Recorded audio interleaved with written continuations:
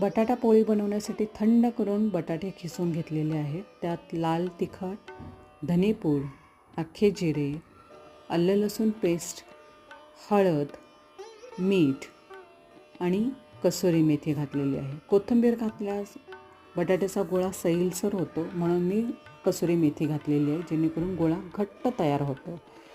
हे मी सेपरेट पोळीसाठी तेल एका भांड्यामध्ये काढून ठेवते, जेणेकरून ते आपल्याला पोळीला लावण्यास बरं पडतं. आणि हे मी तांदूळ पीठ साईडला सेपरेट ठेवते, जेणेकरून तेही पोळीला लावण्यास आपल्याला सोपं पडतं.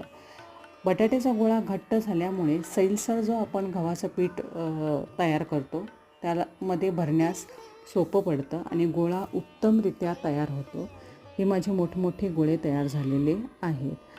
हा माझा जो पराठा आहे किंवा बटाट्याची पोळी छानशी तयार झालेली आहे मटार भाजीसोबत.